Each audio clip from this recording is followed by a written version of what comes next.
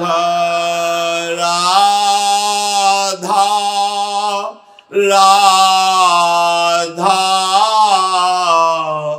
राधा राधा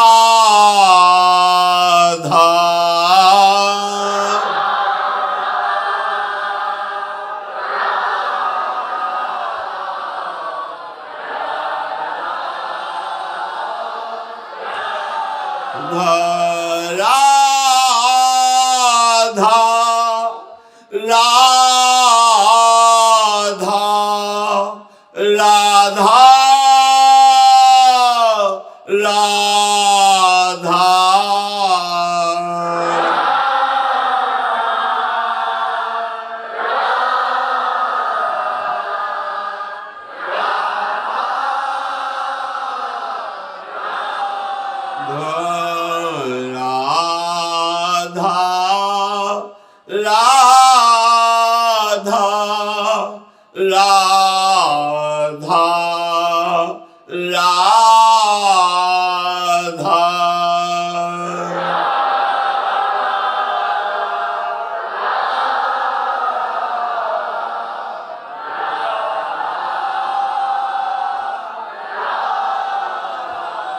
श्री राधा वल्लभ लाल की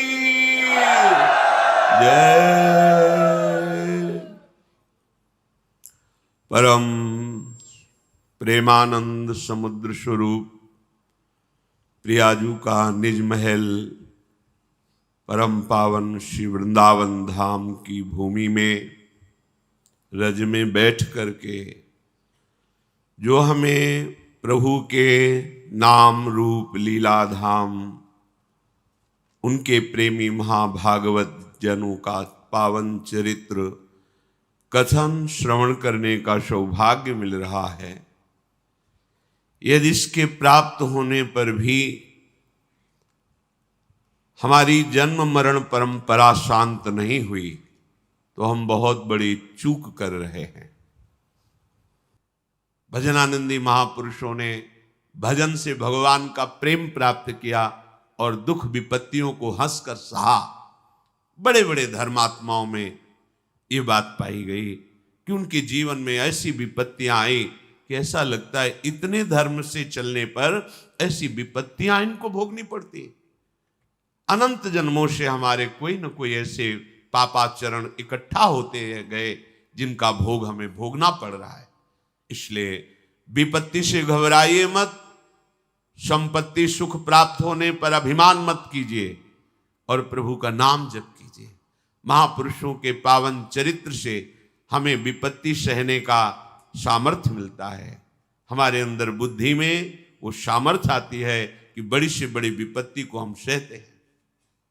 देखो, पांडवजन भगवान के महाभागवत जन हैं, ये परम भक्त हैं और सब दिव्य देवताओं से प्रकट हुए हैं। इनके तेज और वैभव को देख करके धृतराष्ट्र और उनके पुत्र दुर्योधन आदि ने भारी विपत्ति की रचना की। कल प्रसंग में सुना आपने कि वारणावत में ऐसे महल की रचना कराई जिसमें घी, तेल, चर्बी, लाख, शन ऐसी जो बहुत ही जल्दी आग पकड़ करके पूरे के पूरे महल को भस्म कर दे, ऐसी दीवालों में ये सब लगाया गया। ऐसे धर्मात्मा पुरुषों को ऐसा षड्यंत्र रचा गया कि उसमें रख करके जला दिया जाए। रहे ये जन जो भगवान का आश्रय लेता है तो भगवान किसी न किसी रूप में उसकी रक्षा करते हैं, सहयोग करते हैं। विदुर जी ने एक सुरंग बनाने वाले को भेजा और अपनी गुप्त बातें जो म्लेच्छ भाषा में युधिष्ठिर जी से की थी वो सुरंग बनाने वाले ने उन्हें बताई कि अर्थात मैं विश्वसनीय हूं, विदुर जी के द्वारा भेजा हुआ हूं। उसने महल की सफाई के बहाने वहां सुरंग की रचना की।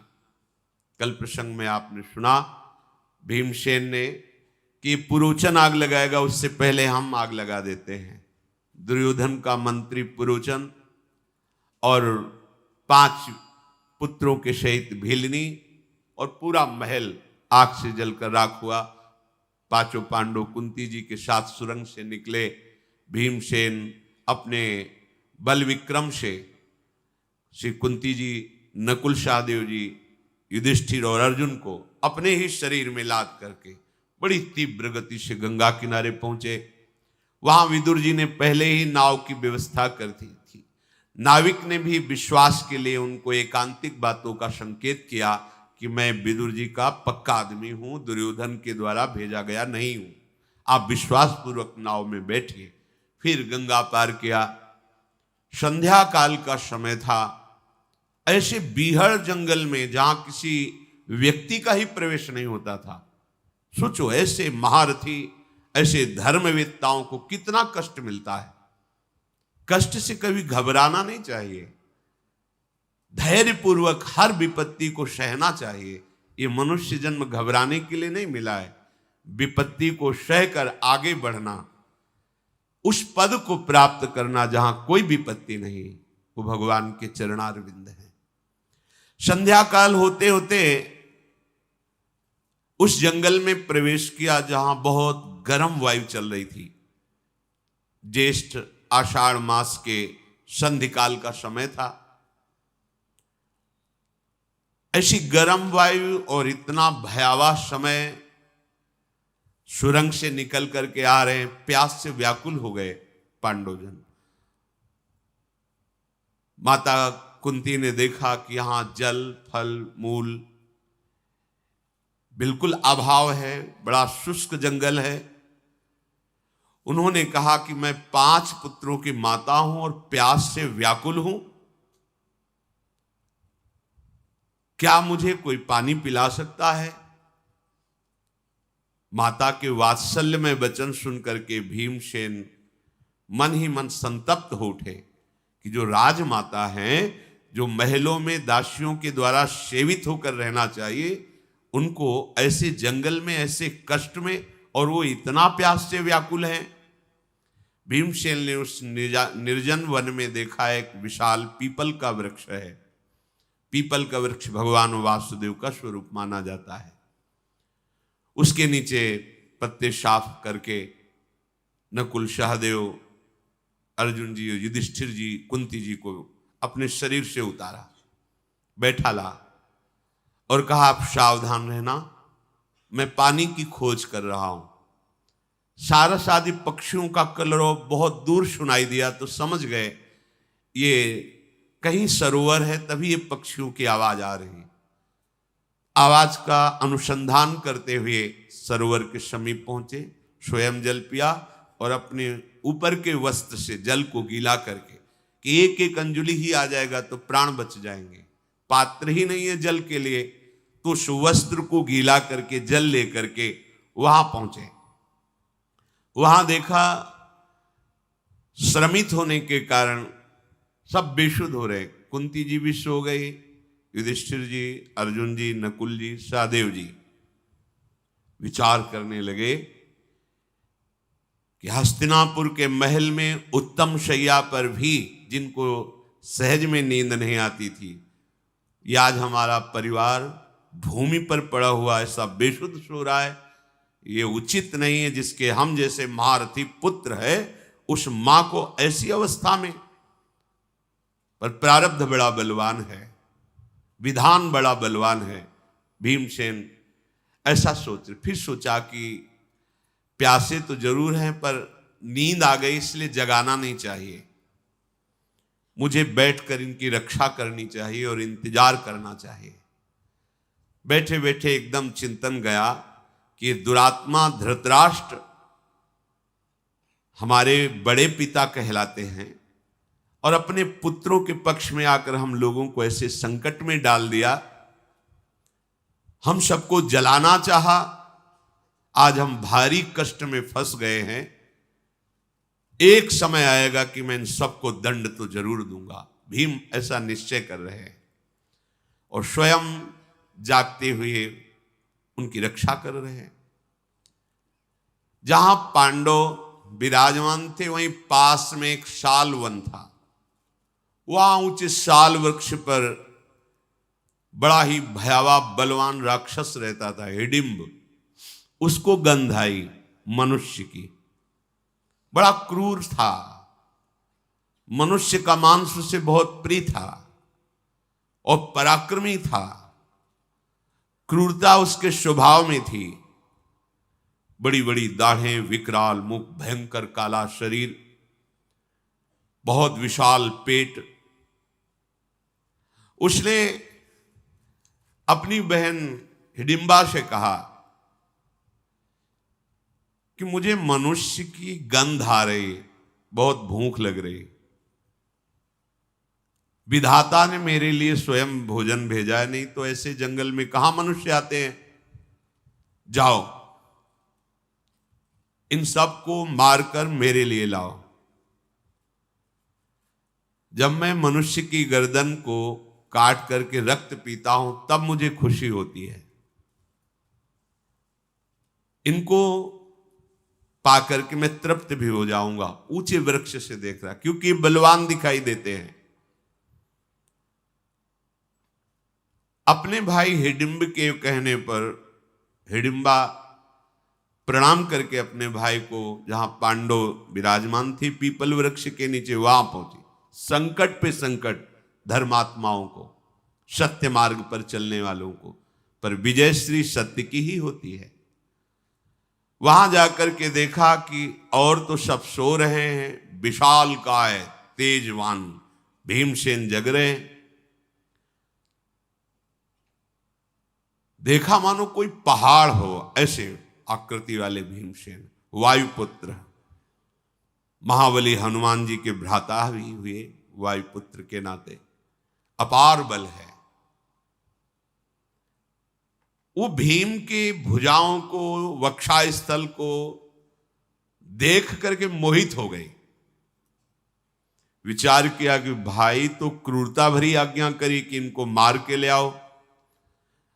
अगर मैं इनको मारूंगी तो 2 घड़ी में सबको खा जाएंगे, और अगर मैं इनको प्रसन्न कर लूं तो जीवन भर इनके साथ रह सकती हूं।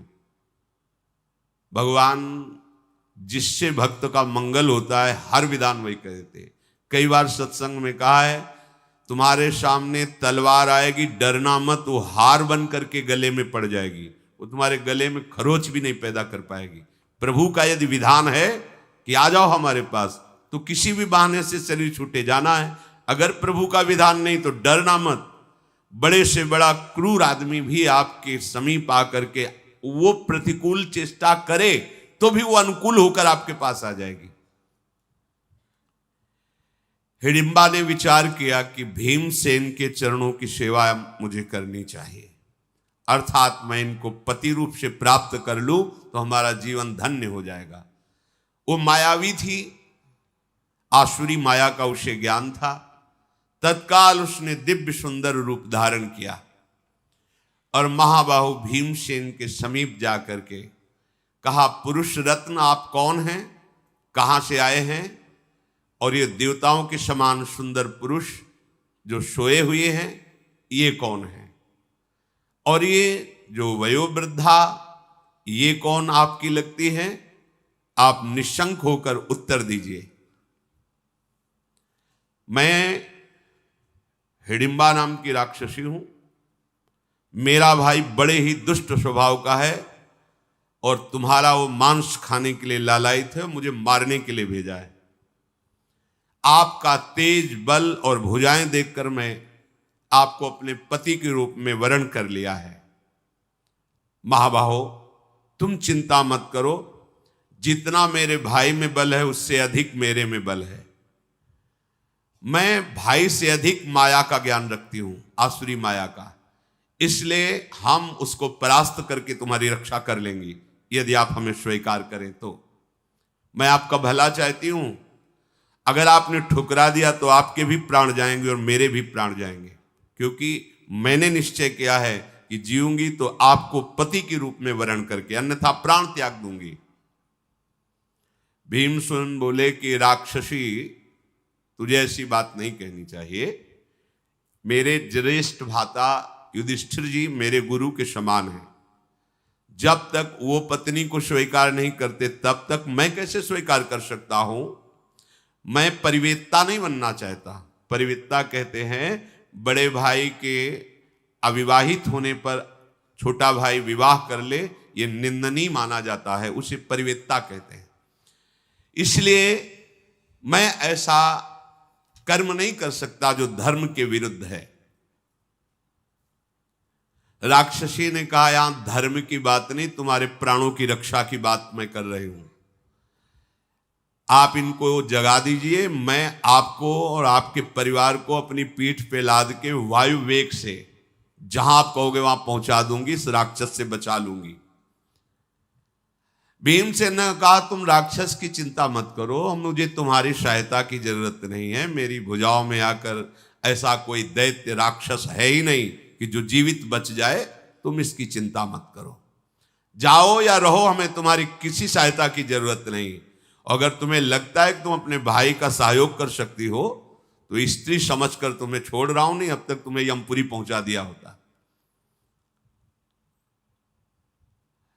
जब देखा कि बड़ा विलंब हो गया हिडिंबा वापस ही नहीं आई, तो सोचा हो क्या गया। वो साल वृक्ष से नीचे उतरा और पांडवों के पास आया। दूर से देखा सुंदरी रूप में हिडिंबा, समझ गया कि इसके हृदय में दया आ गई क्या, हमारे राक्षसी स्वभाव को छोड़ करके दयावान हो गई क्या। आंखें क्रोध से लाल लाल करता हुआ, विशाल भुजाएं, खड़े हुए केश, शरीर का रंग काला मानो कोयला हो, तीखी दाढ़ें, भयंकर गर्जना। जे ही हिडिंब को आते देखा तो हिडिंबा भय से थर्रा उठी और भीमसेन से बोली ये दुष्टात्मा नरभक्षी है, अगर ये क्रोध में आ जाए तो आप भाइयों से जीत नहीं सकते हैं। मैं इच्छा अनुसार बल धारण कर सकती हूं, जितना इच्छा करूं उतना बल मेरे में आ जाएगा। आप सब तुरंत मेरे कटि प्रदेश में बैठिए पीठ में, और मैं अभी आपको मन के वेग से जहां आप कहोगे वहीं पहुंचा दूंगी। भीमसेन जी ने कहा ना मैं भाइयों को जगाऊंगा, ना माता जी को जगाऊंगा, और न तेरा सहयोग लूंगा। ये हमारे क्षत्रिय धर्म के खिलाफ है कि तुम स्त्रियों का हम सहयोग ले, ऐसा नहीं। तुम्हारी रक्षा करना हमारा धर्म बनता है। ये नीच राक्षस के आक्रमण मेरा सह सकेगा? तुमने अभी देखा नहीं है, देखना। अगर ये उद्दंडता करता है तो मारा जाएगा।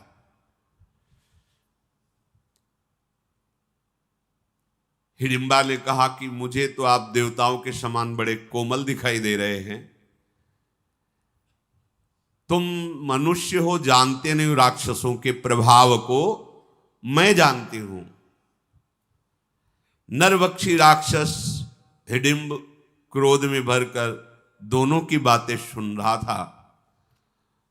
अपनी बहन पर दृष्टि डाल के उसने कहा धोखा, मेरे साथ धोखा।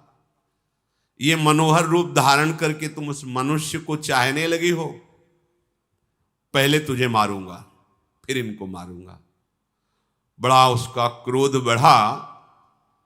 भूखा तो था ही, वो क्रोध से अपनी बहन को मारने के लिए, ऐ दुराचारणी, तू मेरी बहन होकर के भी मेरा पक्ष छोड़कर इस मनुष्य का पक्ष ले रही है, तू कलंकिनी है, ऐसा कहकर मारने के लिए आगे बढ़ा। योद्धाओं में श्रेष्ठ भीमसेन ने अपनी भुजा से उसे रोक लिया। भीमसेन महान बलशाली है, छाती से उसको लगाया, अपनी भुजाओं में बांध करके और बहुत दूर घसीट करके ले गए, क्योंकि वहां कुछ करेंगे तो जग जाएंगे पांडवजन। अरे दुष्टात्मन, तू स्त्री शरीर को मारना चाहता है? भीम ने कहा तुझे आज तक मनुष्य मिले होंगे, लेकिन हम जैसे नहीं मिले होंगे। राक्षस कुलांगार, तू इस वन में आने वाले वनवासी ऋषि मुनियों को मार करके खाने की शक्ति रखता है। जितनी ताकत हो तेरे में लगा के देख ले, मेरी भुजाओं के बंधन से छूट जा, भारी गर्जना वो राक्षस करने लगा।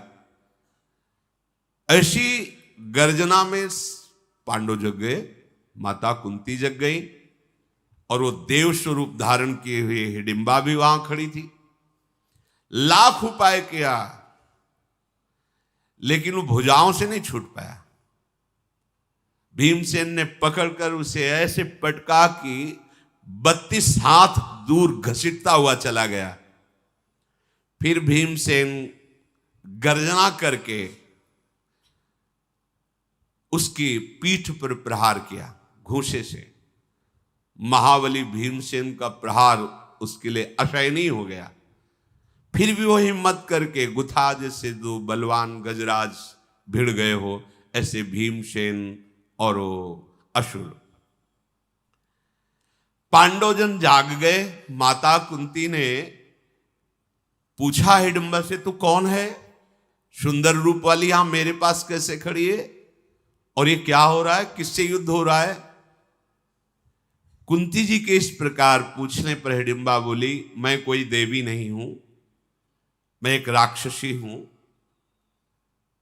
मेरा नाम हिडिंबा है। मेरे भाई हिडिंब ने तुम लोगों को मारने के लिए भेजा था, पर मैं आपके उस पुत्र को जो युद्ध कर रहा देख करके मोहित हो गई और उससे पति रूप में वरण कर लिया है।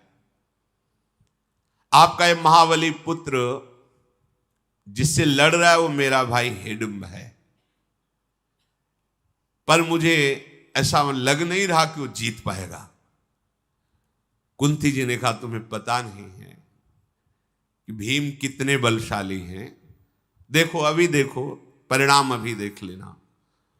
प्रचंड बलशाली भीमसेन ने उसे उठाया, उस भयंकर राक्षस को पटक करके उसकी छाती पे घुटने रखे और गर्दन को तोड़ दिया और पीछे की तरफ पलटा के इसे पैरों में लगा दिया, ऐसे उल्टा, अर्थात उसकी कमर टूट गई, उसकी गर्दन टूट गई।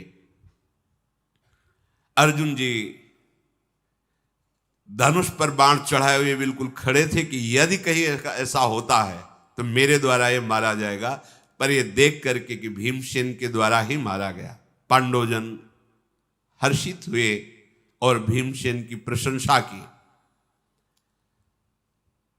अब उस राक्षसी ने कुंती जी से कहा कि सुनो, मैंने वरण किया है तुम्हारे पुत्र को, तो हमें आदेश करो, मैं इच्छा अनुसार इनको जहां चाहूं वहां ले जा सकती हूं।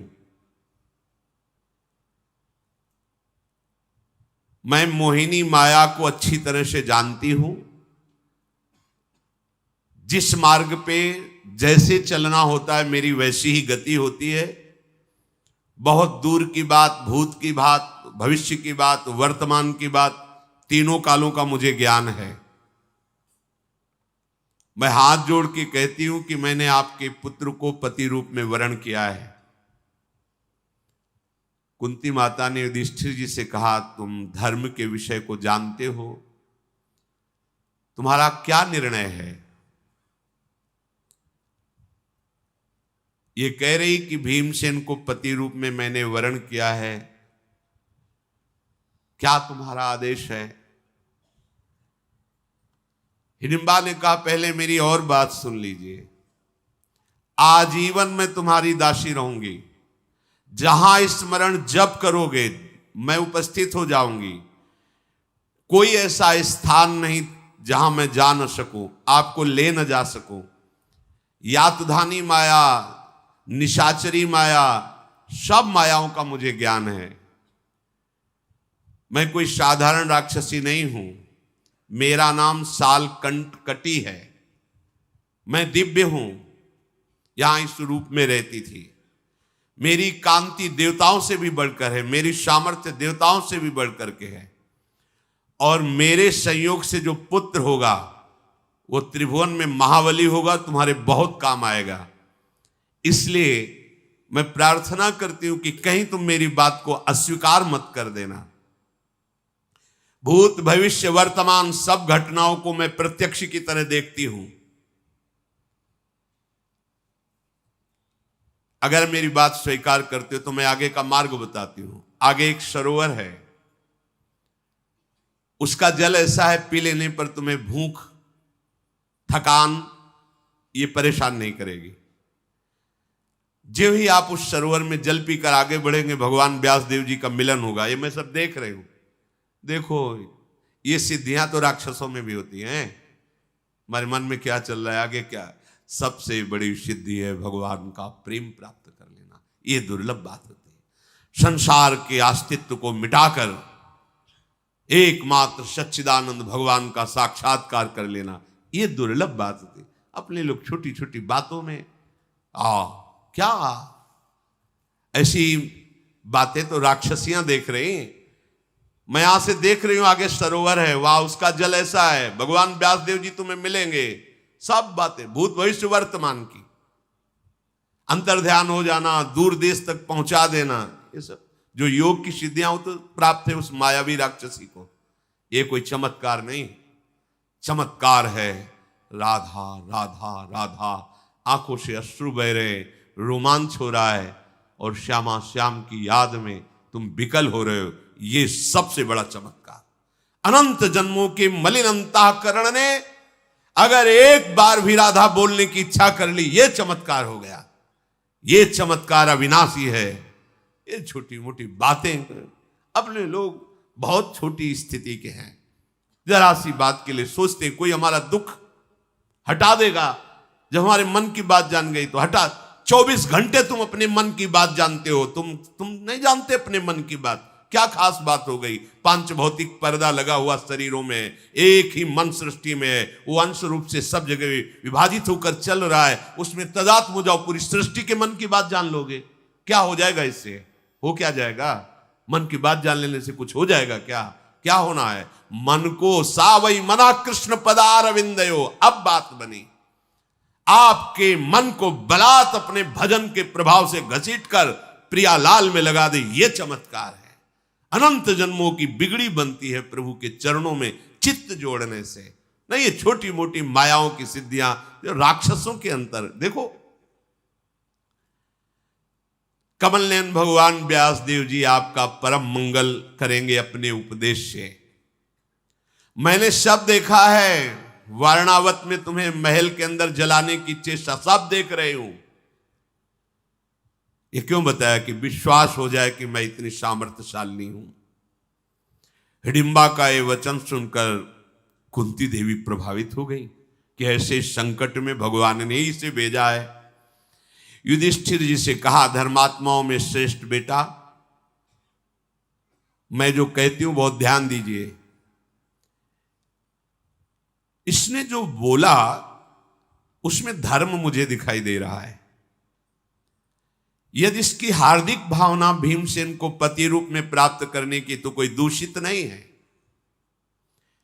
युधिष्ठिर जी ने कहा कि हिडिंबा तुम जैसा कह रही हो ठीक है, परंतु मैं जो बात कहूं उसे सत्य में स्थिर होकर स्वीकार करना। भीमसेन स्नान करके नित्य कर्म करके मांगलिक वेशभूषा धारण करेंगे हमारे पास। इसके बाद तुम ले जाओगी और संध्या काल होते होते यहीं छोड़ जाओगी। इतना हम समय तब तक देंगे जब तक तुम्हें गर्भ नहीं धारण होगा। गर्भ धारण होने के बाद बस तुम दूर हो जाओगी। अगर इतना स्वीकार करती हो सत्य को साक्षी करके, तो मैं आदेश करता हूं कि हमारे छोटे भ्राता भीम को आप पति रूप से वरण कर सकते हैं। इतना कहने पर कुंती जी ने भी स्वीकृति दे दी। अब वो पीछे पीछे चल पड़ी। ये लोग आगे बढ़े। शाहदेव जी और नकुल जी को आगे रखा जाता था क्योंकि ये छोटे हैं सबसे। शालिहोत्र मुनि का आश्रम मिला और वो सरोवर मिला जो उसने बताया था। वहां जाकर के जो ही जलपान किया सब श्रम मिट गया, भूख प्यास की भी चाह मिट गई। हिडिंबा राक्षसी ने कहा कि अब आप मुनि के आश्रम में कुछ दिन रहिए और हम भीम को आपकी शर्त के अनुसार ले जाएंगे। देर नहीं लगी, सुंदर पर्णशाला तैयार कर दी। सामर्थ्यशालिनी थी वो। सुगंधित सुगंधित लताओं से बड़ी ही सुवासित कुटिया, एक कुटिया बनाई जिसमें माता कुंती और एक कुटिया बनाई जिसमें पांडव। जिस समय प्रातःकालीन संध्या करके भीम निवृत्त हुए, कुंती ने भीम से कहा, धर्म को दृष्टि में रखते हुए इसे सम्मान पूर्वक स्वीकार करो। मेरी आज्ञा है, जिस दिन ये गर्भ को धारण करे उसके बाद इसे स्पर्श भी मत करना, इससे तुम्हारा कल्याण होगा। मैं और कोई प्रतिवाद उत्तर सुनना नहीं चाहती। भीमसेन से माताजी ने ऐसा आदेश किया। बहुत अच्छा कहकर भीमसेन ने वो बात स्वीकार की। तत्काल भीमसेन को अपने हृदय से लगा के अंतर ध्यान हो गई। वो मायावी थी, विविध प्रकार के देववनों में दिन भर रहती और संध्या काल आकर के पास में छोड़ देती। कुछ काल के पश्चात उस राक्षसी को गर्भ रहा, और राक्षसियां गर्भ धारण नहीं करती, तत्काल पुत्र होता है। ऐसा नहीं कि वो जैसे मनुष्य योनि में है कि 9 महीने 10 महीने गर्भ धारण करके फिर बालक होना, ऐसा नहीं होता। गर्भ का संयोग बनाओ, तत्काल बालक प्रकट हुआ। उसी समय वो एक बलवान ऐसा पुत्र जो आकाश तक दिखाई दे रहा, ऐसे बेटा पैदा हो। भीमसेन भी ऐसे देख रहे थे बालक को, ऐसा बालक पैदा हुआ। कान ऐसे जैसे भाला, नुकीले ऐसे, बड़ा ही भयंकर आवाज, ऐसी मानो पर्वत फट जाए, ऐसी गर्जना उसकी। विशाल काय शरीर, शत्रुओं का दमन करने के भावना से नाक और आंखें फड़क रही थी। मतलब भीमसेन उसकी बहुत बहुत पिंडलियों तक ही होंगे, बेटा इतना बड़ा। वो घुटने के बल होकर प्रणाम करके भीमसेन से कहा, कोई भी पिशाच, राक्षस, गंधर्व, देवता, ऐसा नहीं कि मैं क्रोध में भर जाऊं और मुझे परास्त कर दे। मैं इतना शक्ति का अनुभव कर रहा हूं। यद्यपि मैं अभी अभी प्रकट हुआ हूं, पर त्रिभुवन में ऐसा कोई वीर नहीं जिसको मैं अभी परास्त न कर सकूं। राक्षसियां जब गर्भ धारण करती तो तत्काल उसको जन्म दे देती हैं, और इच्छानुसार रूप धारण करने में ये समर्थ होती है। हाथ जोड़ करके भीम से उसने कहा कि जब आप हमें बुलाएंगे तब हम उपस्थित हो जाएंगे। जो सेवा कहेंगे वो हमारे लिए, कोई ऐसा नहीं होगा कि मैं नहीं कर पाऊंगा, पर मेरा नाम तो रख दो। तो घटो हास्योत्कच इति माता तम प्रत्यभाषत अब्रवीत तेन नामस्य घटोत्कच इति स्महा। खोपड़ी में एक भी बाल नहीं, विशाल काय खोपड़ी है। उत्कच माने घट, बाल रहित, केश रहित, इसलिए घटोत्कच। कच माने होता बाल, घटो एकदम एक भी बाल नहीं, बाल रहित सिर होने के कारण उसका नाम घटोत्कच रखा गया। हिडिंबा ने कहा, शर्त के अनुसार हमारा आपका मिलन समाप्त, और वो अंतर ध्यान हो गई। घटोत्कच हाथ जोड़े हुए भीम के साथ वहां पहुंचा जहां कुंती सहित अर्जुन आदि विराजमान थे। भीम ने कहा, ये हमारी मां है। घटोत्कच ने प्रणाम किया और कहा, निशंक होकर आदेश कीजिए, मैं आपकी क्या सेवा करूं। कुंती जी ने कहा कि ओ, तुम्हारा जन्म कुरुकुल में हुआ है, तुम भीमसेन के पुत्र हो, इसलिए 5 पांडव तुम्हारे पिता के समान हैं, तुम्हें सदैव हमारी सहायता करनी होगी।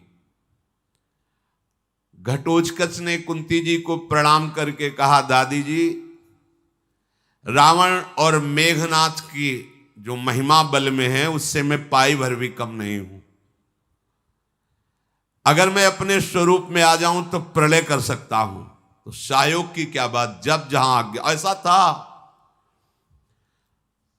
मैं बढ़कर नहीं बोल रहा हूं, मैं रावण और मेघनाथ को एक क्षण में परास्त करने की सामर्थ्य रखता हूं।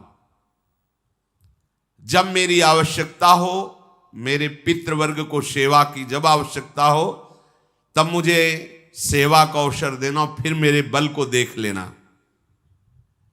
कोई सेवा हो तो आदेश करो या फिर मैं जाऊं। कुंती जी ने कहा भी कोई सेवा नहीं। उत्तर दिशा की तरफ मुख किया और अंतर ध्यान हो गया, चला गया। महारथी पांडव बड़े प्रसन्न हुए। वो धीरे से उस वन को त्याग कर दूसरे वन में आगे बढ़े। सबकी जटाएं बन गई थीं, वलकल वस्त्र धारण किए थे। वैराग्य मार्ग में दो ही पद्धतियां हैं, या तो मुंडन कम से कम 2 महीने में, और या फिर जटा आजीवन रखना। कटिंग सेटिंग ये वैराग्य मार्ग में नहीं है, एक पद्धति है। या तो भद्र करवा लीजिए, मुंडन करवा 2 महीने में, रोज नहीं, 2 महीने में एक बार, शास्त्रीय पद्धति है। 2 महीने में, 6 महीने में या 12 महीने में, वो जैसा सह पावे मुंडन करा ले, या फिर आजीवन। ये वनवासी का स्वरूप होता है। इसमें थोड़ी कि अरे दिखावे के लिए, ऐसा नहीं। ये रोज सब साधु के लिए नहीं। अब कोई शास्त्रीय पद्धतियों के अनुसार जब तक हम लोग नहीं चलेंगे तो हमारी बुद्धि में रजोगुण छा जाएगा। ऐसा भी नहीं कि बाल हैं, दाढ़ी मुछ मुड़ी हुई है, ऐसा नहीं। एक साथ या तो पूरा मुंडन और या फिर आजीवन जटाए रखना। वो जब चाहे तो मुंडन में आ सकता है, जब चाहे तो जटाए, 2 ही पद्धतियां हैं। पांडवों के सर पर जटाए, शरीर में वलकल या मृगचर्म, तपस्वी भेष में। माता कुंती को भीमसेन पीठ में बैठाल कर धीरे धीरे आगे बढ़ रहे थे। एक दिन जब वो बैठ करके कोई भगवत चर्चा कर ही रहे थे कि देखा कि भगवान व्यासदेव जी पधारे। बताया था उसने कि व्यासदेव जी मिलेंगे। शत्रुओं को संताप देने वाले पांडवों ने जे भी भगवान व्यासदेव जी को देखा, सब खड़े हो गए और हाथ जोड़ करके उनको साष्टांग प्रणाम किया। शास्त्रीय मर्यादा है। कोई वैष्णव, कोई संतजन या अपने पूज्यजन पधारे तो खड़े हो जाना चाहिए। उससे तुम्हारे प्राण पुष्ट होते हैं, हृदय पुष्ट होता है, आपकी आयु बढ़ती है, आपकी श्री बढ़ती है, आपके पापों का शमन होता है, नष्ट होते हैं। अब ऐसी बुद्धि बदल गई कि ना माता पिता के चरण छूने हैं, ना गुरुजनों का आदर करना है। अगर 12 तिलक लगाए हुए कोई भी वैष्णव आ जाए, चाहे छोटी अवस्था का ही क्यों ना हो, तो जो हम खड़े होकर उसका आदर करें तो श्री भगवान का आदर, क्योंकि भगवान के दासत्व चिन्हों से युक्त है।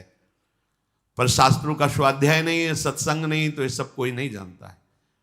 बड़ा मंगलमय होता है जब प्रातः काल उठ करके अपने माता पिता के चरणों में माथा रखे, हाथ जोड़ करके बड़े बुजुर्गों को प्रणाम करे। पर ऐसा ही नहीं, प्रातः काल होता ही नहीं। प्रातः काल तो नींद में जाता है। प्रातः काल उठ के रघुनाथा, मात पिता गुरु नावहि माथा। बहुत मंगल होता है। जल्दी किसी की अकाल मृत्यु नहीं होती थी। आजकल क्यों होने लगी? अधिक क्लेश, अशांति चित्त में क्यों रहता है? क्योंकि धर्मशास्त्र के अनुसार हम चलते ही नहीं। माता पिता से ऐसे बात करते हैं जैसे असभ्यता पूर्वक। वो गुरु के समान पूज्य है। अगर गृहस्थ धर्म में हो तो माता पिता गुरु के समान पूज्य है। सदैव नम्र होकर के बर्ताव करना चाहिए। प्रातःकाल प्रणाम करे, जब शयन करने जाए तब उनसे आदेश ले, प्रणाम करे। ऐसे आयु बढ़ती है, श्री बढ़ती है, ऐश्वर्य बढ़ता है। मनमानी दरिद्रता पूर्वक आचरण करोगे ये तो थोड़े दिन भले तुम अधर्म के द्वारा सुख चैन की भावना करो, चैन नहीं मिलने वाला। हाथ जोड़कर सब खड़े हो गए, फिर प्रणाम किया। भगवान व्यास देव जी ने कहा, पांडु कुमारो, मैं सब दिव्य दृष्टि से देख रहा हूं, तुम्हारे ऊपर जो संकट आया है,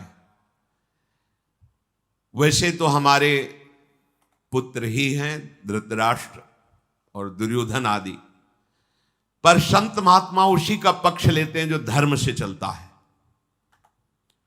संदेह नहीं कि मेरे अंदर कोई भेद बुद्धि नहीं है, पर मैं तुम्हारे पक्ष में हूं। क्योंकि तुम धर्म से चल रहे हो और सत्य से चल रहे हो। संतों का स्नेह उसी पर होता है जो धर्म पूर्वक आचरण करता है। यद्यपि उनका हृदय पक्षपात वाला नहीं होता, पर जब धर्म से चलोगे, भजन करोगे, तो अपने आप उनके हृदय का आशीर्वाद आपका पक्ष ले लेगा। मैं सदैव तुम लोगों पर दृष्टि रखता हूं। कभी ये नहीं सोचना चाहिए कि गुरुजन हमसे बात नहीं करते, हमारी तरफ देखते नहीं। ये बाहरी देखना, बात करना संसारिकता के अंतर्गत, व्यवहार के अंतर्गत आता है। वो आंतरिक दृष्टि से सदैव देखते रहते हैं। जैसे कछुआ जल में रहकर बाहर रखे हुए अंडों का चिंतन करके उनको पुष्ट करता है, ऐसे सच्चे सदगुरुदेव संत महात्मा अपने शरणागतों का चिंतन करके उनके अंतर की वृत्ति को सुधार करके भगवदीय मार्ग पर आगे बढ़ाते हैं। मैं तुम लोगों का हित करना चाहता हूं। सुनो, यहीं पास में एक रमणीय नगर है, उसे एक चक्रा नगरी कहते हैं। बहुत पवित्र ब्राह्मण रहते हैं, ब्रह्म ऋषि जन। तुम जाओ और उस नगर में रहो। तुम्हारे पुत्र, चिंता मत करो, भोग और ऐश्वर्य से संपन्न होंगे, एक दिन राज सिंहासन पर बैठेंगे, पर अभी समय है, ऐसा भगवान व्यासदेव जी कहकर सहसा अंतर्धान हो गए। कुंती जी अपने बालकों के साथ आगे बढ़ी। वन के बाहर एक चक्रा नगरी थी, उस नगरी में प्रवेश किया और एक ब्राह्मण से कहा कि मुझे कुछ समय के लिए आप अपने घर में रख लीजिए, बस केवल रख लीजिए और हमारे पुत्र भिक्षावृत्ति से उदर पोषण करेंगे। उस ब्राह्मण ने, जो एक चक्रा नगरी में रहता था, बड़ा प्रसन्न हुआ। ऐसे महारथी 5 और कुंती देवी का वो सौम्य स्वरूप देवी हैं, साक्षात भगवत भक्ता हैं। इनके समान कौन भक्त होगा जो भगवान से प्रति कदम में विपत्ति मांग रही कि प्रभु मुझे हर कदम कदम पर विपत्ति मिले, क्योंकि विपत्ति में मैं आपके स्मरण में, आपके प्यार में और आपको सामने देखा है। मुझे ऐसा सुख संपत्ति नहीं चाहिए जिससे मैं आपको भूल जाऊं। पांडवजन वहां भिक्षावृत्ति के द्वारा जीवन निर्वाह करते रहते थे। प्रतिदिन शाम टाइम भिक्षा मांगने जाते थे, 24 घंटे में एक बार। और जब भिक्षा लाते थे तो कुंती जी के चरणों में समर्पित करते, मां भिक्षा लाया हूं, ये समर्पित। कुंती जी भाग करती, उससे आधा भाग निकाल करके भीम को दे देती, आधे में नकुल सहदेव, अर्जुन, युधिष्ठिर और आप पाती, आधा भीमसेन को दे देती थी। माता के साथ भिक्षा का उपयोग करके वही रहते हैं। एक दिन की बात है, युधिष्ठिर जी, अर्जुन जी, नकुल सहदेव जी भिक्षा के लिए गए। किसी कार्य के लिए भीमसेन को कुंती जी ने रोक लिया। अभी वो भिक्षा को निकले ही थे, इनको रोका ही था कि उसी ब्राह्मण के घर में बड़ा आर्तनाद सुनाई दिया, रोने का। इतनी जोर का दुखद आर्तनाद कि कुंती जी रोक ना सकी, वहां समीप गई। पहले सोचा देखें तो है कष्ट क्या, एक खंभे की आड़ में हो गई। उस समय वो जो ब्राह्मण था रो रो के कह रहा था कि तुम सब निश्चिंत रहो, मैं मरूंगा, पर यदि मैं मरा तो पूरा परिवार अनाथ हो जाएगा। मैं क्या करूं, मरना ही पड़ेगा। ऐसा क्या है कि मरना पड़ेगा?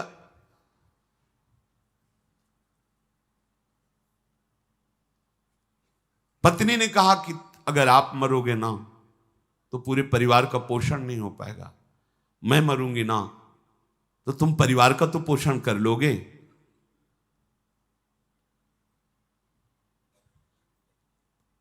पुत्री ने कहा नहीं नहीं नहीं, कुछ समय बाद मुझे किसी को दोगे ही ना तो मैं मरूंगी, जिससे तुम सब प्रसन्न रहो। छोटा सा एक बालक था, एक बालिका एक बालक। वो बालक बहुत छोटा था, तोतली वाणी में उसे छोटा सा डंडा उठाया और कहा तुम कोई नहीं मरोगे, मैं उसे मारूंगा। ऐसे कुंती जी का हृदय द्रवित हो गया, सामने आई। क्या बात है, ये मरना क्या आप लगाए हुए हो? कौन है, क्या है, क्या विपत्ति है, क्यों आर्तभाव से रो रहे हो? उनका नहीं नहीं, आप जाओ, हम भारी समस्या में पड़े हुए हैं, आप हमारी बात मत सुनो, आप हमारे अतिथि हो, आप सुखपूर्वक रहो। कुंती जी ने कहा, हम कोई साधारण अतिथि नहीं है, त्रिभुवन में ऐसा कोई है ही नहीं कि जिसके यहां मैं रह रही हूं उसको बाल बांका कर सके। तुम बताओ ना, ये पहले मैं मरूंगा, पहले मैं मरूंगा, ये क्या बात हो रही तुम लोगों की, मैं समझ नहीं पाई। उनका कहीं भाग कर जाना चाहूं तो भाग भी नहीं सकता, बताने की इच्छा भी नहीं हो रही, क्योंकि तुम संकट में फंस जाओगी यदि हमारी बात सुनोगी। बड़ी कठिन विपत्ति में फंस गया हूं, अब मेरे जीवन को बचाने वाला कोई नहीं है। कुंती जी ने कहा कि क्या क्या समस्या तुम्हारी क्या है? उन्होंने कहा कि बस मुझे अब परलोक ही जाना है। वो डर रहे थे कि अगर हमने इनसे कोई बात कही और ये नगर में बात गई तो पूरे नगर का नाश हो जाएगा। ब्राह्मण, केवल आप एक बार बोलिए कि आपका दुख क्या है। तो उनका किसी से कहना नहीं।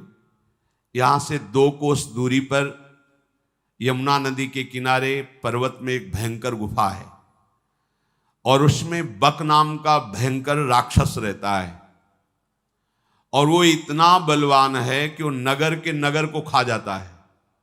बहुत खोटी बुद्धि वाला है वो, मनुष्यों के मांस से ही पुष्ट हुआ है। प्रतिदिन पूरी प्रजा को अनाथ देख करके सब लोगों ने निश्चय किया है कि क्रम से इसको एक एक दिन का भोजन दिया जाएगा, जिससे पूरे नगर को मनमानी नहीं खाएगा। उसके लिए 20 बैलगाड़ी अगहनी चावल का भात, 20 बैलगाड़ी चावल भात, और 200 भैंसे, कढ़ी रोटी पकौड़ी पुआ, ये सब बिना गिनती के, और वो एक मनुष्य परिवार से वो लेके जाएगा। तो जैसे मिर्च खाई जाती है ऐसे बीच बीच में मनुष्य को खाएगा और ये सब भोजन पाएगा। बकासुर उसका नाम था, बक। हर एक इस देश में हर एक घर की बारी आती है और घर का एक मनुष्य ये सब लेकर के जाता है। काफी समय बाद बारी पड़ती है, पर जिसकी बारी पड़ती है वो उजड़ जाता है। कितना उसको भोजन, अगर कोई छूटने का प्रयत्न करे तो मोहल्ले के मोहल्ले को खा जाता है। इसलिए भयवश जिसकी बारी होती है उसको जाना ही पड़ता है। और आज हमारी बारी है ना, हमारे पास इतना विशाल काय भोजन है भाई, इतने गाड़ी चावल लो सब, और हम गरीब ब्राह्मण है, 200 भैंसे कहां से खरीदे? और हम जाएंगे तो हमको भी खा जाएगा, नहीं जाएंगे तो पूरे मोहल्ले को खा जाएगा। इसीलिए हम सब रो रहे हैं कि क्या करें, कैसे करें। मेरे पास धन नहीं है कि मैं किसी को खरीद करके ऐसी भोग सामग्री वहां पहुंचाऊं। अब उस राक्षस से छूटने का कोई उपाय नहीं है, अब तो हमें नष्ट ही होना है। एक बार सोचता हूं कि पूरे परिवार से जाकर उसके सामने बैठ जाऊं, फिर सोचता हूं छोटे छोटे बच्चे बच्ची हैं, बड़ी नृशंस हत्या होगी। कुंती बोली, आपने पहले क्यों नहीं बता दिया? आपको बिल्कुल विषाद नहीं करना चाहिए। तुम्हारे तो एक पुत्र है, मेरे 5 पुत्र हैं, एक दिया। तुम चिंता मत करो, हमारे 5 पुत्र हैं, हमने एक पुत्र दिया, आपके लिए दिया। ब्राह्मण ने कहा, कदापि नहीं, मैं सब कुछ सहन कर सकता हूं, लेकिन जिसको शरण दिया है उसको कष्ट हो जाए ऐसा नहीं। ये देखो धर्म का ये स्वरूप है। तुम हमारी शरण में हो, तुम्हें कष्ट नहीं दे सकता, मैं पूरे परिवार सहित वहां जाकर के अपने को खवा सकता हूं। कुंती जी ने कहा, ब्रह्मा ने हमारे बेटा ऐसे बेटे नहीं हैं। तुमको बताऊं, जो बेटा आज रुक गया है ये मंत्रवेत्ता है, ये जादू जानता है। ब्राह्मण को सरल भाषा में समझाया। वो अपने मंत्र से दैत्य को वश में करके मार डालेगा, बस किसी से कहना नहीं, तुम किसी से नहीं कहना। ब्राह्मण को लगा कि वो मंत्र तो हम भी सीख लेंगे, तो बोले वो मंत्र जल्दी किसी को सिखाया नहीं जाता, सिखाने पर उतना लाभ भी नहीं मिलेगा, मेरे बेटे को आता है। अब ब्राह्मण बड़ा प्रसन्न हो गया। कुंती जी ने कहा कुछ खीर पुआ तैयार करवा लो, भैंसे वैसे तो रहने दो, क्योंकि जो ले जाएगा उसी के लिए भी तो चाहिए। अब वहां जब 20 गाड़ी चावल तैयार करना था तो अपने हिसाब से उसने भोजन, भीम से कहा कि बेटा हमारा धर्म है, जो विपत्ति में फंसा हो उसको सहयोग करना। देखो परहित सरिस धर्म नहीं भाई, अगर कोई बहुत बीमार पड़ा है और उसकी सेवा करने वाला कोई नहीं, यदि आप उसको दवा देते हैं, सेवा करते हैं, तो बहुत बड़ा पुण्य होगा, ये भगवान की बड़ी सेवा हो जाएगी। कोई वृद्ध है उसको आप सुविधा दोगे, भोजन दो, बड़ा मंगल होगा, भगवान इससे बहुत जल्दी कोई विपत्ति में फंसा है उसका सहयोग कर दीजिए बिना किसी लाभ की आकांक्षा किए। वो ब्राह्मण प्रसन्न हो गया। भीमसेन ने कहा मां आप निश्चिंत रहना, आप चिंतित मत होना। इतने में युधिष्ठिर जी आ गए। भीमसेन की आकृति को देख के ही पता चल गया। कुंती जी से कहा ये कुछ करना चाहता है, इसके चेहरे से पता चल रहा है, इसने क्या ठान लिया है। तो कुंती जी ने कहा कि मेरी आज्ञा से ब्राह्मण के घर में ऐसा संकट आ गया है, तो मां ये अशय और दुष्कर साहस है, भला आप अपने पुत्र को ऐसी जगह क्यों भेज रही हैं।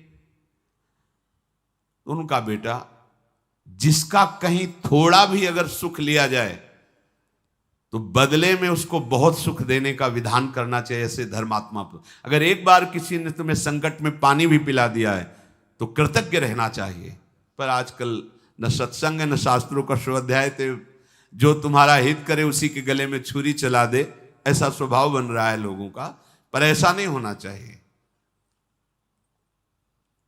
आश्चर्य होता है जिस मां ने अपने हृदय में इतना वात्सल्य रख करके जब हम लघुशंका कर देते हैं तो अपना गीले पे लेट जाती है, हमें सूखे पे से वो अपने वक्षा स्थल का दूध पान कराकर हमें बड़ा करती है। और जब वो वृद्धावस्था खो जाती है, उसकी सेवा का समय होता है, तो अपनी बहू को लेकर देश विदेश घूमते हैं, उस माँ की कोई परवाह नहीं करते। हाँ बहुत धन हुआ तो अनाथालय में वृद्धा आश्रम में भेज दिया, लेकिन सोचो उस समय उसे प्रेम की आवश्यकता है, धन की नहीं। उसे उसी दुलार की आवश्यकता है जिस दुलार से तुम्हें पाला। बहुत बुद्धि निकृष्ट भाव को प्राप्त हो जाती है। वो अपने माता पिता को ऐसे नहीं करना चाहिए। भाई आगे चलकर तुम भी वही बनने वाले हो, तुम भी वृद्ध होने वाले हो कि तुम्हारा लड़का अमेरिका में रहेगा, फोन से बात भी नहीं करेगा। जैसे तुम आचरण करोगे वैसा ही बर्ताव तुम्हारे साथ होगा। वृद्धों की सेवा करना ये सबसे बड़ी तपस्या है, क्योंकि जब आप सेवा करोगे तो कटुवचन भी बोलेंगे, आपको सहना होगा। सहन करके उनकी सेवा कर ले गए तो वही तुम्हारे उत्तम लोकों की प्राप्ति का कारण होगा। तो बेटा मैं देख सकती हूं कि देवराज वज्रपाणी इंद्र की भी सामर्थ्य नहीं कि मेरे बेटा भीम को परास्त कर दें, इसलिए मैंने किसी लोभ से या ज्ञान से या मोह से नहीं, धर्म के द्वारा सत्य का विचार करके ब्राह्मण की रक्षा के लिए भीमसेन को आदेश किया है। युधिष्ठिर ने कहा मां आपका निश्चय सत्य है, आपको यत्न पूर्वक ब्राह्मण की रक्षा करने का जो भाव आया है मैं स्वीकार करता हूं। बिना युधिष्ठिर की अनुमति के कोई कार्य नहीं होता था। अब ब्राह्मण की रक्षा के लिए भीमसेन ने मां को प्रणाम किया। ब्राह्मणों को जो उनके घर में रहते थे उनको दाहिने करके प्रणाम मुद्रा में होकर वो सब सामग्री लेकर गए और उसकी गुफा के सामने दहाड़ लगाई और बैठकर पुआ पूरी खीर जो ब्राह्मण ने बना दिए थे खाने लगे। और वो निकला राक्षस, उसने देखा कि ये मेरे लिए लाया हुआ भोजन तो स्वयं चट कर रहा है, वैसे वैसे तो दिखाई नहीं दिए। बहुत क्रोधित हुआ। भीमसेन भोजन कर रहे थे, आया और दोनों हाथ से घूंसा बांधकर भीमसेन की पीठ पर प्रहार किया। भीमसेन पाते रहे, बार बार वो प्रहार करता, वो बोले भी नहीं, पा लिए। उसने एक बड़ा वृक्ष उखाड़ा और भीमसेन पर प्रहार किया। वृक्ष चूर, भीमसेन पार है। जब पा चुके, आचमन किए, तब लौट करके उसकी तरफ हेरे। वो दैत्य बक दांतों से ऊँट चबा रहा था। ऐसा लग रहा था कि भीमसेन को खा जाएगा। बड़ा क्रूर स्वरूप। भीमसेन हंसने लगे और उसने कहा कि देखो, तुमने अभी तक मनुष्यों को खाया है, आज तुम्हारे दांतों को पता चलेगा कि तुम किस मनुष्य के चक्कर में पड़े हो। भीमसेन पर वो वृक्ष का प्रहार करना ही चाहता था कि वृक्षों को पकड़कर एक मुष्टिका का प्रहार, उसके जो बड़े बड़े दांत थे ना, बाहर आ गए। कुपित राक्षस ने भीमसेन को बाएं हाथ से बांधकर मारने की कोशिश की। महाबाहु भीमसेन ने उस विशाल राक्षस को उठा के पटक दिया और उसकी छाती पर दोनों हाथ से प्रहार किया। बेहोश हो गया। वायुपुत्र भीम के प्रहार से वो जो बेहोश हुआ, पटक पटक के उसकी खोपड़ी को रगड़ा भीमसेन ने भूमि पर और घुटनों के बल दबाकर उसकी गर्दन पर। थोड़ी देर में उसके प्राण निकल गए। जो प्राण निकलते समय चिल्ला रहा था, तो जैसे फटा नगाड़ा आवाज दी, ऐसी आवाज उसकी हो रही थी। पूरे नगर में हाहाकार मच गया, ये आवाज कैसी है। हड्डी हड्डी को तोड़ के रख दिया उस बक नामक असुर की। इसके बाद जो नगर का प्रधान दरवाजा था, वहां जाकर उसको पटक दिया। हाथ पैर धोकर सरोवर से शांत होकर के आए और ब्राह्मण से कहा, चैन से रहो, अब कभी कोई नंबर नहीं आएगा। उसको ऐसी जगह पहुंचा दिया है कि अब पूरा नगर सुखपूर्वक रहे। सवेरा होते ही जो लोग बाहर नगर के निकले, देखा वो राक्षस मरा हुआ। बहुत प्रसन्न हुए, पर सबने जानने की कोशिश की किसने मारा, पर किसी को पता नहीं चला। इसलिए सबको लगा कि सबकी रक्षा करने वाले भगवान ने इसे मार करके हम लोगों की रक्षा की। बहुत खुशी हुई। हर दिन एक आदमी इतना भोजन लेकर जाए, उसको भी वो खा जाए, पूरा नगर भयभीत रहता था। ब्राह्मण परिवार ने कुंती जी से हाथ जोड़कर कहा कि आपकी कृपा से हम क्या, हमारा पूरा नगर दुख से बच गया है। कुंती जी ने कहा, यहां से चलो, यहां रुकना ठीक नहीं है, क्योंकि यहां अतिथिजन आते रहते हैं। किसी को अगर पैसा पता चला तो कौरवों को पता चल जाएगा कि इस तरह का बल विक्रम तो केवल पांडवों में ही है, फिर हम विपत्ति में फंस जाएंगे। ऐसा सोच ही रहे थे कि उसी समय एक ब्राह्मण देवता के घर एक ऋषि पधारे। वो जाने को उद्यत ही थे। उस रात उन ऋषि के लिए रुक गए।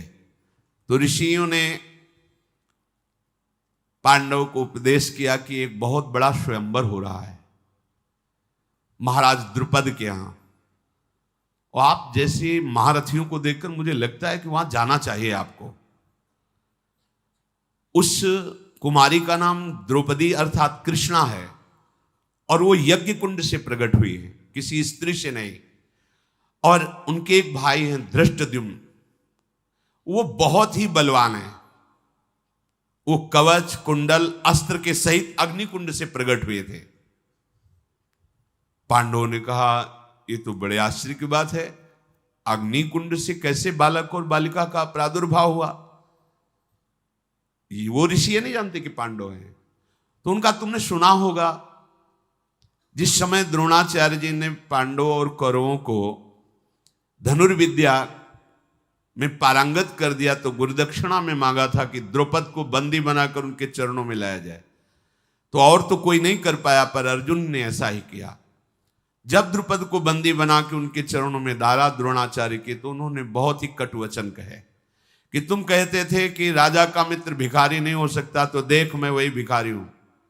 तुझे अब अपने चरणों में, अब बोल, तेरे प्राणों को माफ करूं या तू मित्रता को स्वीकार करता है या दंड दूं। तो द्रुपद ने कहा कि आप जैसे दयालु ब्राह्मण को पाकर के मैं धन्य हुआ, मैं मित्रता स्वीकार करता हूं।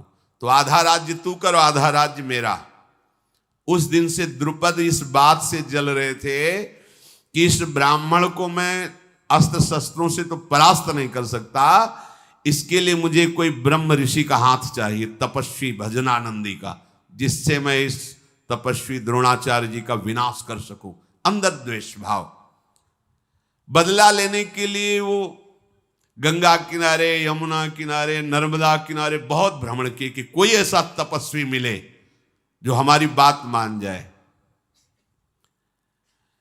उपयाज और याज नाम के दो तपस्वी ब्राह्मण तपस्या में बहुत बढ़े चढ़े थे। उनको देखा द्रुपद ने, वो बड़े प्रभावशाली थे। वो सदैव वेदों के स्वाध्याय में, सिद्धांत पालन में थे, काश्यप गोत्र के थे, बड़े तेजस्वी थे। द्रुपद ने उनके समीप पहुंचकर प्रणाम किया और देखा कि इनका तप और व्रत इतना जोर का बढ़ा हुआ है कि अगर ये हमारा सहयोग कर देंगे तो मैं द्रोणाचार्य के वध का उपाय कर सकता हूं। जाकर के कहा कि मैं 10 करोड़ गायें सेवकों के साथ आपको प्रदान करता हूं, आप स्वीकार कीजिए। उन्होंने कहा ऐसे कैसे तुमने दान की बात कह दी, कुछ तो कारण होगा, इतना बड़ा दान। द्रुपद ने कहा मैं द्रोणाचार्य को मारने वाला पुत्र पैदा करना चाहता हूं। उन्होंने कहा तुम्हारा निश्चय गलत है, हमारे यहां पूर्ण होने वाला नहीं, अपनी ये सब दान पुण्य की बातें कहीं और चलाइए।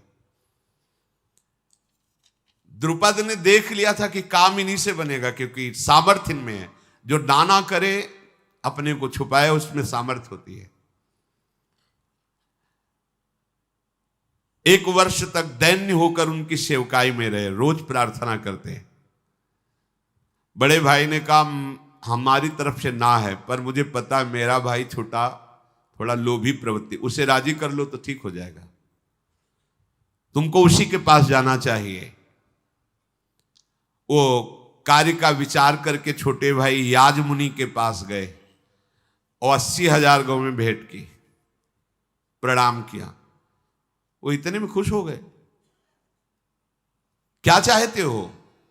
मेरा वैर द्रोणाचार्य से आंतरिक है, मैं उनका विनाश चाहता हूं। हां, मेरे मंत्र में इतनी सामर्थ्य है कि मैं ऐसा कर सकता हूं कि द्रोणाचार्य का विनाश हो जाए। बड़ी सामर्थ्य होती थी तपस्या में, मंत्र में। द्रुपद ने प्रसन्न कर लिया याज को, पर याज ने कहा कि इसके लिए मुझे अपने बड़े भाई का सहयोग चाहिए, तभी ऐसा कर सकते हैं। वर्षों से उनकी सेवा ही कर रहे थे और छोटे भाई जी ने जाके प्रार्थना की तो उपयाज भी तैयार हो गए। दोनों महान तपस्वी व्रती। राजन, जैसा संकल्प करोगे वैसा ही पुत्र पैदा करूंगा अपनी तपस्या बल से। मैं जो जो कहूं वो तैयारी करो। द्रुपद ने वैसा ही तैयारी की। ये दोनों मंत्रवेत्ता अग्नियों में आहुति देकर भगवान अग्नि को प्रसन्न किया और एक हविष्य की रचना की। द्रुपद से कहा रानी को बुलाओ, वो खा लें तो एक पुत्र और एक पुत्री का प्रादुर्भाव होगा। प्रभु की लीला। उस समय रानी ने तांबूल पाया था और अंगराग शरीर पे लगाया था, कुछ देर बाद स्नान करना था।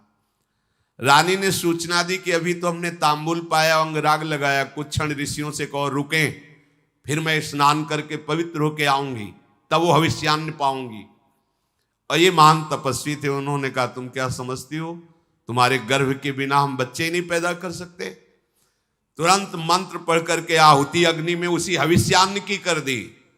उसी समय मानो दूसरा अग्नि प्रकट हुआ हो, ऐसा कवच कुंडल और अस्त्र लिए हुए बालक प्रकट हुआ, जिसे धृष्टद्युम्न कहते हैं। उसी समय आकाशवाणी हुई, पांचाल नरेश अब निर्भय हो जाओ, ये बालक द्रोणाचार्य का गला काटने में समर्थ है। शांति मिली उनको।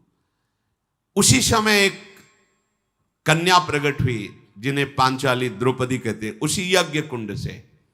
बड़ी ही सौभाग्यशालिनी, शरीर का श्याम वर्ण और बहुत ही सुंदर स्वभाव। दोनों पुत्र पुत्री को देखकर द्रुपद ने उन ऋषियों को प्रणाम किया कि आपने हमारी कामना पूर्ण कर दी। अब आप जो कुछ बोले वो मैं आपको दे सकता हूं। उन ऋषियों ने इनका नामकरण किया। द्रुपद कुमार का दृष्ट अमर्षशील होने के कारण, तेजोमय होने के कारण दृष्टद्युम्न नाम रखा, और श्याम वर्ण होने के कारण द्रौपदी जी का नाम कृष्णा रखा। एक दिन द्रोणाचार्य जी ध्यानस्थ थे तो उनको संकेत मिला कि तुम्हारे मारने वाला पैदा हो चुका है। ध्यान में आया कि वो तो दृष्टद्युम्न है। राजकुमारों को अस्त्र विद्या देते थे, तो द्रुपद ने उन्हीं के पास भेजा कि ऐसा विश्व में कोई धनुर्धारी है नहीं द्रोणाचार्य जैसा। दृष्टद्युम्न गए तो देखकर मुस्कुरा दिया द्रोणाचार्य जी ने कि हमारे अंतिम लीला का कार्य तेरे से ही होना है, पर तू शिष्य बन के आया तो उठा नहीं रखूंगा, हर अस्त्र विद्या का तुझे ज्ञान दूंगा। पूज्य स्वामी श्री मग्नानंद सरस्वती जी सेनपुर एक बाबा जी के वेश में कुल्हाड़ लेकर के वहां आया। बड़ा उपद्रवी स्वभाव का था। तो पूज्य महाराज जी रोज उसे दूध पिलाते थे। बड़े बड़े संत उनके ब्रह्मानंद में मगन शिष्य थे। वो सोचते ऐसा प्यार तो किसी को किया ही नहीं।